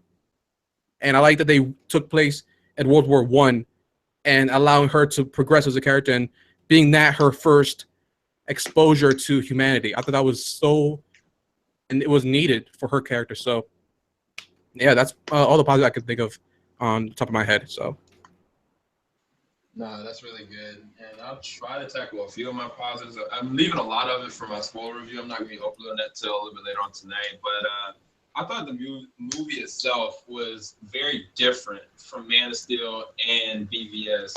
Distinctively different. And it was its own standalone film that, honestly, it wasn't just catered to us as the comic book fans. It was catered to everyone. Like, I mean, there were reasons why they dialed down the look of Ares, dialed down the amount of blood, but at the same time, try to keep vibrant colors. But at the same time, like moments like Anthony was talking about when, Steve Trevor and her were having these awkward conversations that were very adult themed. They weren't so adult themed that it wouldn't go over kids' heads. Like all these different conversations they had would go over kids' heads, but at the same time, they could go and look like, wow, this is a woman standing up for what's right.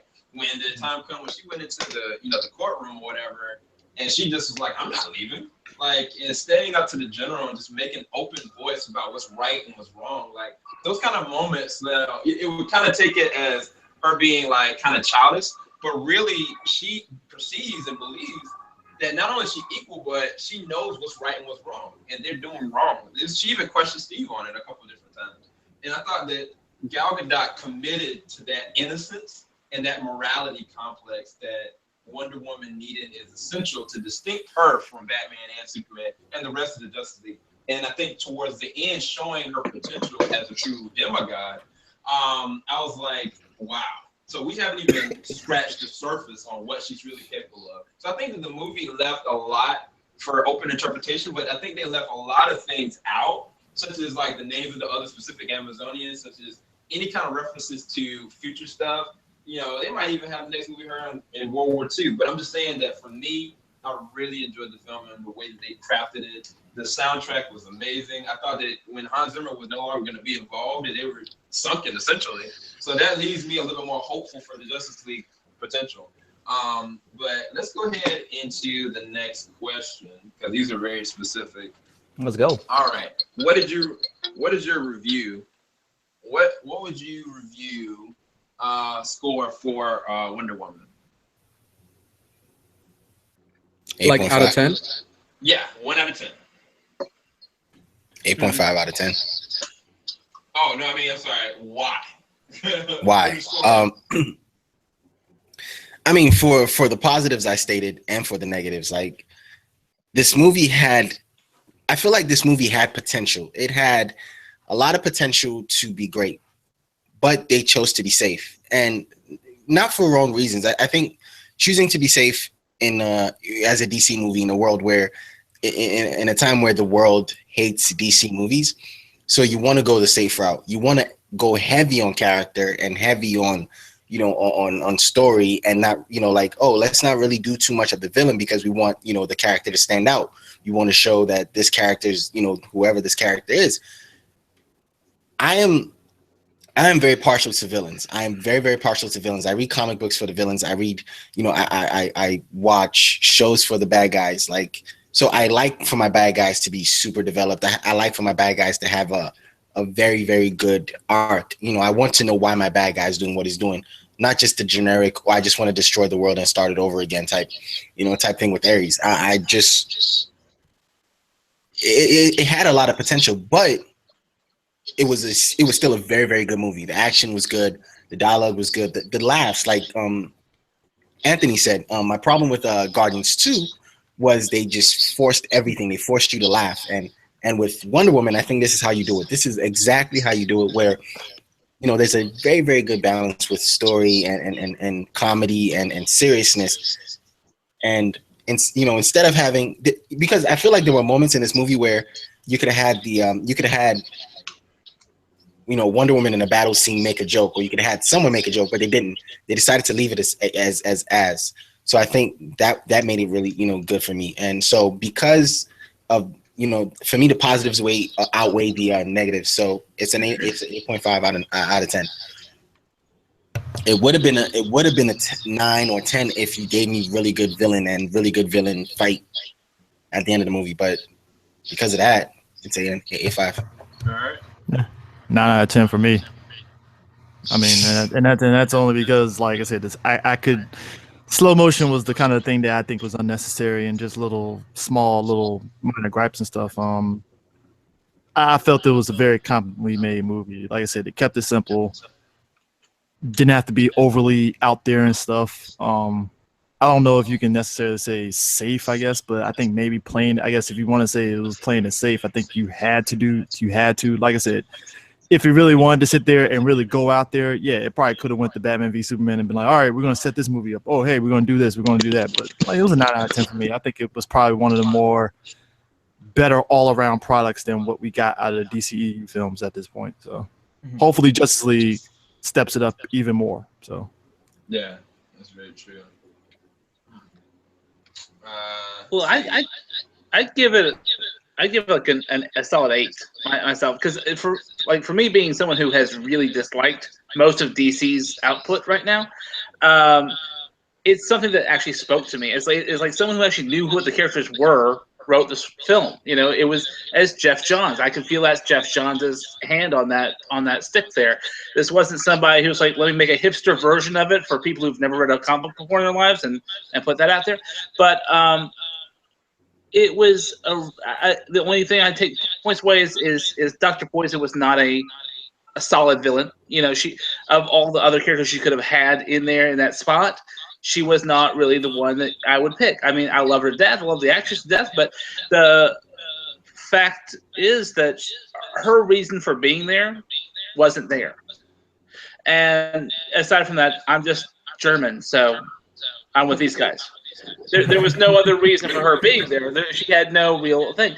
And I would also disagree with the idea that Ares' idea was, I want to wipe the thing out and go. This was basically God and Lucifer. That's where what was the thing was my dad loved these guys way more than me, and I want to show you that they are terrible, and we should just get rid of them all and just be us. Like we didn't need them. Like I'm going to prove to you why we never need these guys. And he was the black sheep of the family. He was cast out. Well, I mean, he killed the rest of his family, but still, I believe that his thing was more of a poignant thing. Because hell, I look at the world like we can get rid of some of these people. Like we don't need all of them. But yeah, he had a very interesting concept to why he wanted to get rid of everybody. He was put out because his dad picked them over his own kind, and he created these Amazons to protect them or to soothe them or whatever. So he's just sort of like an angry kid trying to fight back with his daddy. So I kind of get that, you know, it's got a very like Judeo-Christian, you know, backing to it, and that was, I found that to be more of an interesting concept, you know, because you have a world, these guys and these gods and Amazons existed before man did. So they're looking at these new creatures that just show up on the planet. And they're like, you know, why do they get special treatment? But the whole like Ottoman Empire stuff, World War I stuff was great in a historic context of why it was there, but they were just bad because they were German. I mean, there was no, you know, they had no plan other than it's World War I, you know, and we're just doing bad stuff because we're angry and German. But I would give it like a solid 8. I thought that this is the kind of movie I want to see. This is the kind of thing I want to see from DC. This is what I hope Justice League is. I'm really not looking for Justice League at all, but I'm hoping that if they do it kind of like this, I'll be happy. But if they do it like BVS, I'm like, screw this. I'm not doing it. There's going to be a specific question I'm going to go into moving forward after looking at this. But Anthony and Mike, what did you give this out of 1 out of 10 and why? Sure. Anthony, you'll go first? Yeah, sure. Yeah, I'll go first. I'll make it quick. If I had to rate this, I'll give it a 6 out of 10. Like I said earlier, some of the pacing was a little bit just too slow for me. Some of the action didn't work for me. Some of the dialogue didn't work for me. But overall, I think the movie did want it. And just same thing, how Danny feels about the movie. I want other people to feel same way, like how he feels going out of this movie, feeling, you know, loving this movie, you know, and having that old school feel. I respect that, and I love that people feel that way because I love Man of Steel, and I love the tone that they went with Batman v Superman, and I feel like a lot of people, you know, don't that they always intended to go dark, and then, you know, because they're not gonna make the Flash emo, they're not gonna make Aquaman a dumb character, you know. I always felt like they were gonna go this direction anyway, you know. Patty Jenkins 10, and they stuck wanted. Overall, I think the movie suffers a lot. Like I said, I also feel it didn't do, and Batman v Superman did well. I felt emotional watching the movie on that kind of scope. Like, for example, like when Man of Steel, when Jor-El and his wife sent Kal-El to Earth for the first time, I felt emotional, and the music felt so powerful in that moment. And similar with the Martha scene that a lot of people hate, I felt emotional in those scenes, and I feel like it didn't do those things that I wanted in Wonder Woman. But I still respect it for what it is. I hope people go support. Just not just for like, hey, it's a female director. It's a good representation of this character, and female directors who get a chance to do this. When Patty Jenkins, did a good job for the movie that she wanted to do. Personally, wanted. The story itself is good. I just think the execution didn't work out overall in some places, but I still recommend it absolutely. And 6 out of 10 for me. All right, and then wow. last but not Cool. least, Yeah, so overall, regardless of the other DCU movies, whatever you feel about them, I'm with Anthony. I actually like Man of Steel quite a bit. I think Wonder Woman stands strong as its own, as a competent, movie. And I think it's solid and super enjoyable. Like with all the action sequences, the chemistry from the performances from both leads. I came out of it, was a little, I had issues, but I'm not gonna lie, throughout it, I started, chipping away through, especially in that second act. I think that's where they really, the movie built up for me. I'm gonna give it a 7.7 out of 10. nice. All right, so, well, I gave it a 9 out of 10. At first, when I finished looking at it, I initially kind of was like overzealous a little bit, gave it like a 9.5. After watching it a second time, even like kind of doing it more of a critique as a movie critic, I was sitting there trying to find issues with it, and I stated them here. But every little thing that I kind of had was really more so nitpicky than specifically driven. And I think that there are a lot of moments in this film that kind of reminded me of Man of Steel, reminded me of the comic book era, reminded me of my animated era. But I realized that this movie was not just for the fans, but it was for the kids. And I realized that the film itself could be self-serving, not just as a comic book fan, but from the general audience. And I guess I don't want to be selfish, being a comic book fan of Marvel, DC, but I know what perception is, what they've been saying about DCU, even though I don't agree to it. And from the way they made this film, they catered it to everyone. And I appreciated, Patty doing it, but at the same time, it wasn't just Patty. A lot of people think that, she was the main director. Everybody had their hands in this. They had Jeff Johns, an executive producer. He did look at the script, but he didn't tailor it. It was actually Alan Henberg. Zack Snyder actually wrote the story. Alan Henberg. Well, he did outline. He's the outline. No, they initially had like an additional like story that was done by him and Alan. And then Alan went back and redid the script, because the script got redone like about 3 or 4 times. But initially, even if you look at the very end of the film, it was like produced by Deborah and Zack Snyder, and then story by Zack Snyder. Yeah. I only say that to say that everybody was here to try to raise us up. This movie, if it would have failed, there have been so many different things that could have happened. I feel like they couldn't have made the movie any other way. Even if they would have made it more comic booky and it had failed from a public demographic standpoint, then that would have been it. That would have been legitimately it. So for this to succeed, this is something to extend for all comic book genre films, and I think it's to be celebrated. And that along with, everything from the chemistry to the touching moments to the moments that I captivated to look at from watching it again and again. I'm like, I can watch this movie again. You know what I'm saying? Like, there's certain movies that I can't say that about.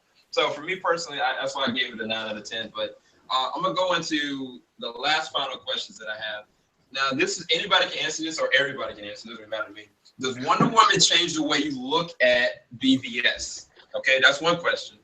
The second question is, does it change the way you look moving forward with the DCU? Because for me personally, when I look at BVS, it's different because the small amount of time that I have for Wonder Woman is different because I'm watching this film. It's kind of like what Rogue One did for me with, the original Star Wars film, New Hope. Like, it added an extension that made it more fleshed out. You know what I'm saying? So I'm curious to see if any of you guys got something more out of BVS from looking at this. And what did you feel about, like, I guess, the rest of DCU looking at Wonder Woman? Did you get something more out of it? Well, what I got out of sorry. Go ahead. I'll say everybody this. wants this. Sam already knows where I stand with Batman v Superman. It's just my issue is that it was doing so much to try to set up that world, and it didn't really have to, And when you have a 3-hour, extended cut and stuff, and it's like, okay, it was fine, but it still had a lot of stuff that you could have took out. I feel the same way about VBS, or that I already do. So that hasn't my opinion on that movie hasn't changed because of Wonder Woman.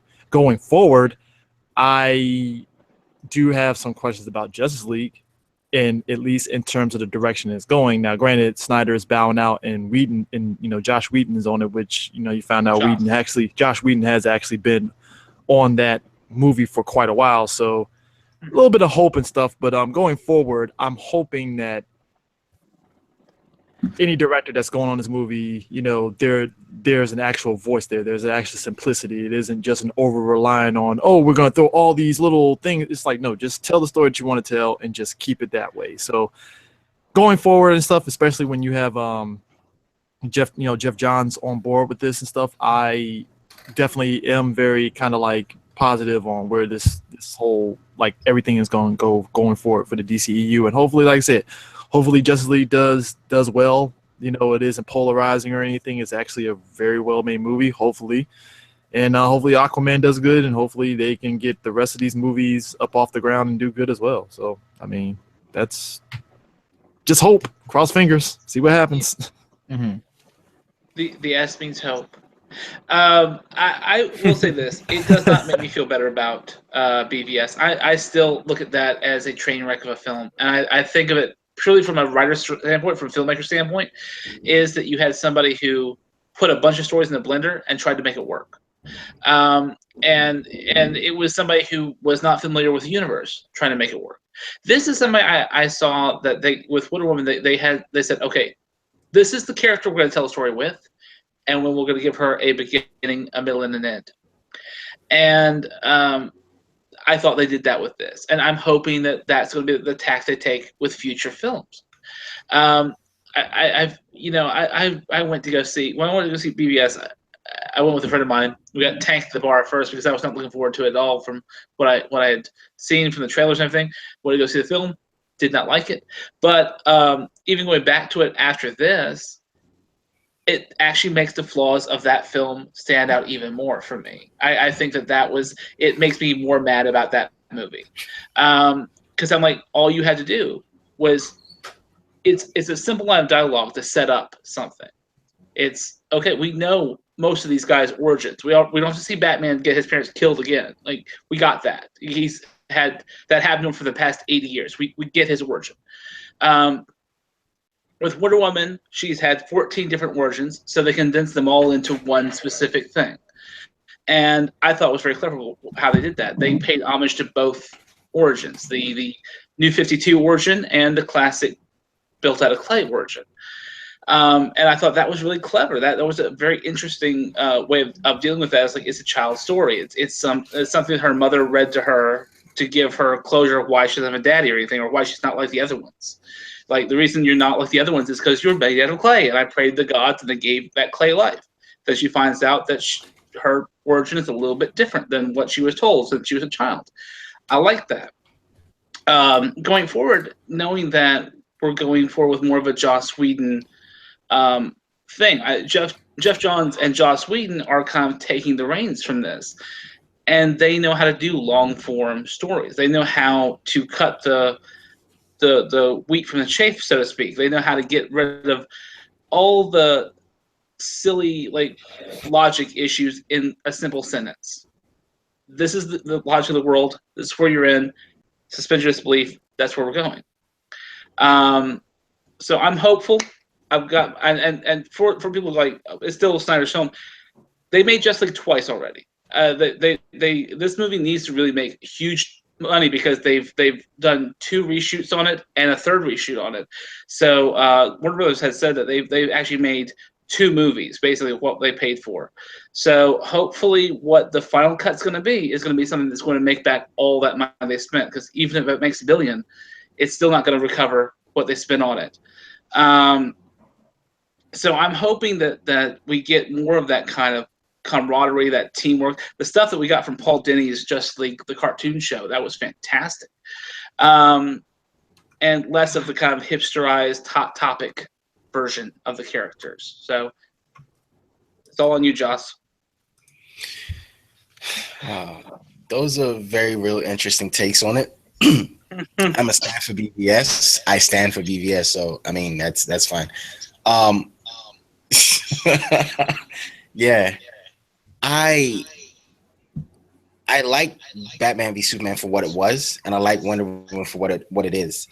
What it did for me in terms of Batman v Superman is it made me understand more of Diana's character in Batman v Superman, if anything. And that was it. It just made me understand where she is in that at that time, how much is what her. Because again, what we know about Wonder Woman is she's kind. She's very kind. She has love for everyone. She's not just a warrior. She's not just super strong. She has like heart. In Batman v Superman, at one point we see her devoid of it. So what got you to that point is what I was looking for. And so that's what I took from Wonder Woman movie. But all in all, it's hope for Justice League is. I've always felt like Justice League was going to be good. Again, I feel like it's a Snyder. It's this trilogy that started off with Man of Steel is going to end with Justice League, and so I'm interested in seeing. I want to see Zack's movie, but we might not get to see 100% of Zack's movie. So, but I still want to see Justice League again. I'm a huge Superman fan. I loved Man of Steel, and I thought that that's the best movie in this universe. But I'm excited to see Justice League. Wonder Woman would never have changed anything for me on that. To be honest, I've always said this. Wonder Woman is not my DCU savior.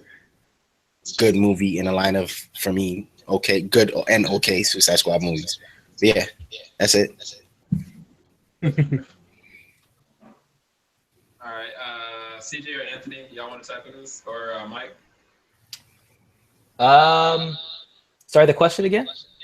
So the question was, after watching Wonder Woman, did it change your perception or thought of BVS? And then did it change your perception moving forward with the DCU? With regards to BVS, no. For future films, hopefully they got their stuff on track. It seems like it. With having Jeff Johns on board, it seems like they know what didn't work and what is working. Wonder Woman just seems like the hint in the right direction. So I'm excited to see what they're gonna do. Justice League, I feel like I'm a mixed bag. I have no idea how it's gonna end up, but I'm gonna watch it and see what they do.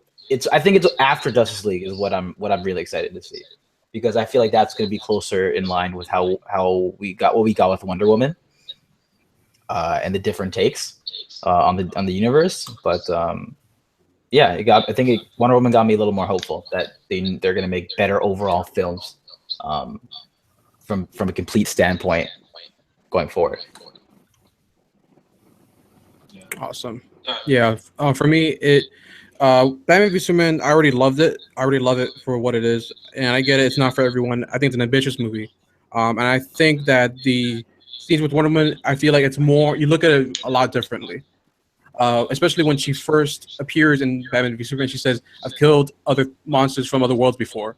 You just like think about, and even when I first heard that line, I was like, "What is she talking about?" And then you see in this movie, obviously, and how she's progressed as a character. I thought, "Wow, that's great." It makes, and then when you look at the picture again, when Bruce Wayne sends it to her, you just look at it in a different context now, because you know what she went through and what it presents for her, and similar to what we talked about earlier, that picture represents the time when she kind of this, no, I'm going to do the right thing. I'm going to do the right thing. So it brings a lot more context, which I hope they do in other DC movies now, especially with Aquaman, get some more backstory for all the other characters. And for Justice League, it's already my most anticipated movie of the year. I'm biased. I'm a Zack Snyder fan. I love most of his movies except Sucker Punch. But I feel like, I don't know about the reports about Justice League being 2 movies. The only thing I've heard from sources is that they're just doing additional photography, new scenes, no new characters, just stuff like that, which is I'm fine. And Joss Whedon is the perfect guy to do it. If Justice League is awesome or if it sucks, is going to be because of Zack Snyder, because that's his vision. I don't think Joss Whedon's going to like tamper things and do the. I think out of respect of the tragedy that Zack Snyder faced, completely changes the entire movie. It's Zack Snyder's movie, and I'm not. And he's even said in reports that look, I'm just doing what he wanted. Zack Snyder already did the storyboarding for the scenes and how he wants them to be. Shoot him for him, and he has Batgirl, so he's not gonna do his whole recreation of how the movie he wants. So I think it's gonna be out of respect, and just by the trailers for Justice, I already know it's gonna be fun, be epic, and all people are gonna be on board, especially with the whole thing with the Flash, because that's one of the hardest parts to do, especially the TV show's already on, on the CW, obviously. And also, I feel that I hope they don't play it safe. After watching Wonder Woman, I just watched this. I'm like, I hope to God that Steppenwolf is not a one-dimensional mustache-twirling villain, and he has a staff, and then his parademons are, CGI horrible. Because Zack Snyder's not a guy that does horrible CGI, especially if you've seen the BVS, like CGI, like behind the scenes. You're just like, I didn't know that was CGI at all. So I know already that it's not gonna. Hopefully, it's not gonna be like that, because I don't want them to go to Marvel where the villains are terrible, where the hero do both. There's movies like The Dark Knight, Blade, and X-Men: Days of Future Past. You could do both. Have great heroes and awesome villains. You could do both. That's just, so I hope DC doesn't go that route where the villains start being so. Because honestly, DC has better villains than Marvel. Like they honestly do, and I hope they don't go that route where they play it safe and it just looks like Marvel. I want them to have their own identity. You could have levity. I'm not saying you don't have to have a fun tone. You could have a moments of levity where there are moments where you're interacting with these characters and getting to know them. So that's why I hope it doesn't make me feel scared about Justice League at all. I have a lot of confidence in the movie, and I hope that moving forward, DC just continues giving us good movies. Just that's what I hope for. Nah, that's actually really good. I had a question, like what y'all thought about Justice League. Y'all all added to that, so that's really good. I think for me, the whole Zack Snyder thing, I'm actually a fan of Zack Snyder as well. I love what he did with Watchmen. Love what he did with 300. Like, if anything, Zack is Dawn of the Dead. He's over. Dawn of the Dead is awesome. Yeah, he's Dawn of the Dead was good. booky. Like, his whole love for the comic books, he tries to add everything in at the same exact time. I think that it became oversaturated for the public perception when it came to BVS. But I noticed every single comic booky thing that was there. God. I think the problem with BVS was that he tried to tie in every single thing, because he was on the top of straight, like, all right, we have to build this world from the top up. Versus, like, okay, you got Man of Steel. Maybe instead just do Batman, or make Batman vs Superman 2 parts, and then have Wonder Woman. But that wasn't what happened. And as far as with the reshoots, the understanding that I had from Charles and some of the other executive producers is that they've already finished all the principal production. The only thing they're doing is the standard reshoots, and they're finishing out what they wanted. I think that's going to be taking place in London, if not now. If it already started taking place last week. The funny thing of me about it is when everybody was talking about, BVS, Man of Steel, was the deaths and the stuff that happened. Like, oh, I can't believe Superman kills out. Oh man, I can't believe, Batman was killing. It's like, yo, Wonder Woman was killing other folks. I mean, you didn't see the blood, you didn't see the gore, but yo, she put a knife. I'm sorry, not a knife. She put a sword through a man, and that's no knock on Wonder Woman. There's a difference just saying to that. But I'm just saying that from public perception, their understanding of Wonder Woman as an Amazonian, that's fine. She's a woman. She's empowered. She's fighting evil. She's a warrior. I understand that. But the reality is she's still killed. And that's not something that is being attacked or approached because of the way that they were safe with some of the things that they did, like not showing too much blood. Like when she stabbed through the thing, you didn't see any blood coming out of that sword. Well, no, that's not why I think that's not why I think that there's no perception of that, is because she was on Front Street, a warrior first. She will put you down and keep you down. Even in the books, she's like that. But however, you had Batman, who had a vow of never using a gun. He's using a gun in every goddamn movie he's ever been in. You've got Superman with a vow of never killing. He is killing left, right, and center. He's not even X-raying buildings when he flies into them. But you realize Wonder in Man of Woman. Steel, okay. Yeah, go ahead. In Man of Steel, he was Superman for like a day and a half, maybe less than a week. He still hadn't understood his powers to the extent of where, say, Superman in BVS did, because as soon as the trouble with Doomsday started, he took him out. He said, "Nah, we taking you out there. I'm not doing this again. I don't want people to look at me as this kid again." I mean, well, I don't want us to go here with the topic. This could be its own kind of conversation. But I'm saying that public perception and the way that they look at the characters that they know from the comics without knowing what the comics are, what the characters have gone through. Like, we know Superman has gone through stuff in the comics. We know Batman has gone through depression moments that just tore him up inside. Like, from Suicide Squad, the fact that we understand that, yeah, Jason Todd was a Robin that died, he was messed up from that. You know what I'm saying? So that's what we got in BVS as far as the time period for those characters. But from the public perception, they didn't accept that, and they didn't want to accept that. And just like Man of Steel, they were like, my Superman's supposed to be true justice in the American way, just like Christopher Reeve. But Christopher Reeve, even then, he had like a whole time frame to be trained by Jor-El, and we didn't get that in Man of Steel necessarily. So I understand from public perception that this is the reason why Wonder Woman is being more well received. I understand it. But for me, as a fan, I didn't have that kind of like issue with it. You know what I'm saying? And so it's like I understand that Wonder Woman is a need for this. So either way, I think everybody's kind of leave. This was an awesome discussion. We're gonna be having another one as a part 2 tomorrow for like a smaller group of people. So y'all definitely got to check that out. I want to try to shout out as many people as I can that actually did come out today. So yeah, let's see here. Shout out to Trophy Munchers. He was not able to be here, but he'll be here tomorrow. Joseph tomorrow. Jarrell's Alexander. He also be coming up. Amon Snow, she couldn't make it tonight. Shout out to Joseph and CK61938 because in London there's actually been an attack that's going on. Please, everybody that is in the chat now, keep them lifted up in your prayers because this is a really dangerous time that's going on right now. Also to Joseph Jackson, thanks for trying to come and not being able to come. But everybody that is still here, such as CJ, and I know that Farewell 34 just left, but do you guys want to shout out your channels one more time before we end this? Yeah, sure. Smoke Crosby from Earth 2 Comic Cast. Check us out, follow, subscribe, follow us on social media, same name, Earth 2 Comic Cast. Subscribe to our YouTube channel. We do Comic Book Wednesdays. We do American Gods. American Gods is the show on Stars right now. We do a bunch of other things that we talk about. We love DC and Marvel respectively. We do book reports where we talk about the comics we've read or the events that we've read, and we book report those for you guys.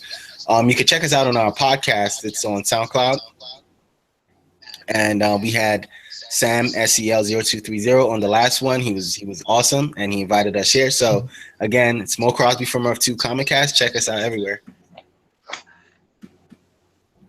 Sweet, man. Thanks for coming out, bro. Thanks a lot Andy, for inviting me.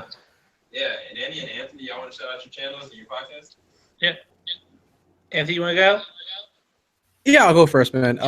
Yeah, so my channel, Anthony Rodriguez, you can find it on YouTube. I'm such a film junkie. Like, I love reviewing movies, discussing movies. Similar to today, I just love seeing different people's perspective of certain movies. Not everyone's going to love a movie, and some people are going to love, there's movies like La La Land that I just movies like BBS, so I absolutely love, and it's everyone has their own taste, and I always love discussing those things. And you can find that on my channel, just Anthony Rodriguez. I just did a collab with Itzmo yesterday talking about Wonder Woman, and she loved it. So if you don't want to see a negative troll talking about how much they didn't love Wonder Woman, then you could check that out on my channel and see her rave about the movie because she loved it. So. And again, I'm Comic Books and Cocktails TV. Sells guys on one of his vlogs. We appreciate the shout out. We got a lot of hits off that, so we appreciate that a lot. Me and my sidekick Anna, we're both filmmakers and writers and creators. I'm a comic book creator. I work for Marvel and DC, and we've done a lot of stuff in the indie field too. So we basically talk about the nerd news, and we talk about it from the behind the scenes perspective. We know a few people here and there, so we give you some inside info of the upcoming films coming up, and also me and my comic book industry years, I've talked to my boys, and I tell you a little bit. This comes down the line on Marvel and DC books, and then we make a boozy drink based upon whatever the hell we're talking about that week. So there's alcohol involved, so 21 and up is plus. But Anna's 8-year-old and her 8-year-old friends watch our show anyway, so fuck it. Thanks everybody for joining, and anybody that left any questions in the chat, we will try to tackle those tomorrow. And by the way, if anybody didn't know whether or not to stay after the credits, there were no credits. There's don't. There. The only movie that they've actually done that with is with Suicide Squad. That wasn't even after credits. That was like literally after the movie, the first post credits started. So there's nothing after the credits, which I was fine with that. That wasn't really I actually like that DC does that. To be honest, like don't do after credits. Real quick. We didn't talk about the new intro to the DC logo. Dude, that was big. That was my favorite thing my in the God. world. They could just played that over and over again. I was fine with that.